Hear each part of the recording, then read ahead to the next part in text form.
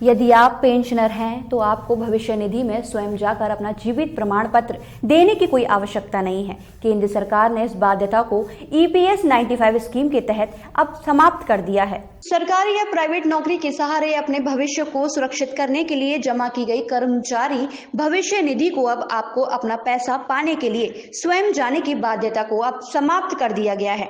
आप अपना जीवित प्रमाण पत्र को प्रस्तुत करने के लिए कॉमन सर्विस सेंटर, बैंक और पोस्ट ऑफिस के जरिए भी कर सकते हैं, या फिर चलने फिरने में कोई असुविधा हो तो कुछ शुल्क जमा करके घर पर पोस्ट ऑफिस से डाकिया को भी बुला सकते हैं। आपके घर पर चिट्ठी पत्री लेकर आने वाला डाकिया भी आपके जीवित रहने की पुष्टि कर सकता है। इस संदर्भ में कर्मचारी भविष्य निधि आयुक्त प्रथम राजीव कुमार पाल ने इस संदर्भ में जानकारी देते हुए इसकी पुष्टि की है।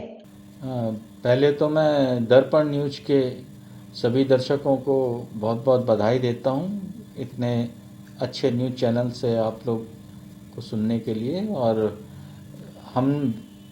आप सभी को पता है कि कर्मचारी भविष्य निधि योजना 95 की जो पेंशनर हैं वो पहले से ये प्रचलित था कि नवंबर माह में उनको अपना जीवन प्रमाण मतलब रिन्यू कराना होता था, नवीनीकरण कराना होता था।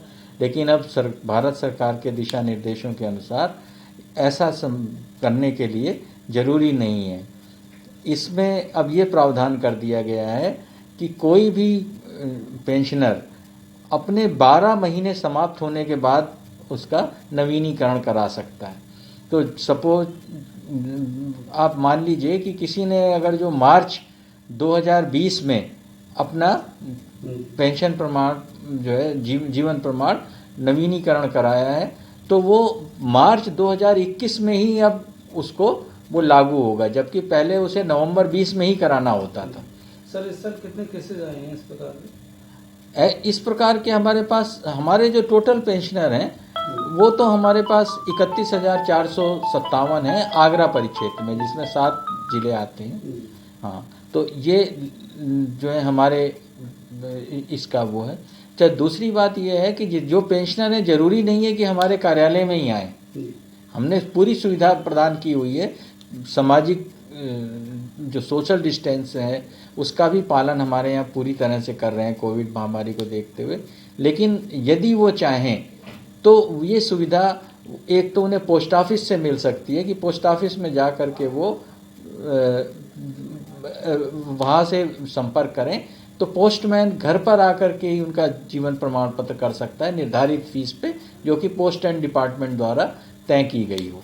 दूसरा जो है, जो कॉमन सर्विस सेंटर बने हुए हैं जगह जगह, वो वहाँ से भी अपना पुनर्जीवन प्रमाण पत्र करा सकता है रिन्यू।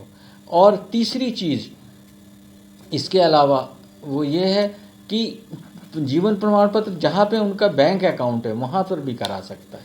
तो ये ज़रूरी नहीं है कि आप कार्यालय में ही आएँ हैं। उसके बावजूद भी किसी को कोई दिक्कत हो तो वो जनवरी तक जो है हमसे संपर्क करेगा, जो भी उनकी कठिनाई होगी उसको हम दूर करने का प्रयास करेंगे। सर वैश्विक महामारी का दौर चल रहा है और लोग एडवांस PF के लिए आपके पास अप्लाई कर रहे हैं, ऐसे कितने केसेस हैं? इस दौरान हमारे यहाँ जो केस हैं वो बहुत बढ़े हैं, इसमें कोई शक नहीं है। ये स्वीकार करने में भी हम लोगों को कोई शक नहीं है, क्योंकि ये ऐसा अपरिहार्य है कारण हुआ है, क्योंकि महामारी ने हम लोगों को बहुत त्रस्त किया है।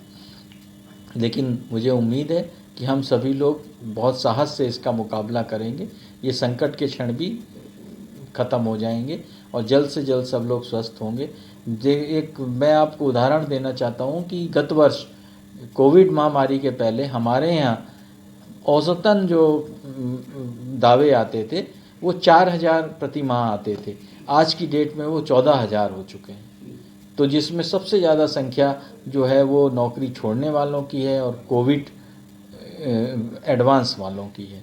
तो ये सच में एक मतलब सोचने वाली स्थिति है, क्योंकि ऐसे समय में जो है हमारे जो वर्कर हैं उनको चूँकि पैसे की आवश्यकता है, तो भविष्य निधि एक बहुत बड़ा सहारा है उनका।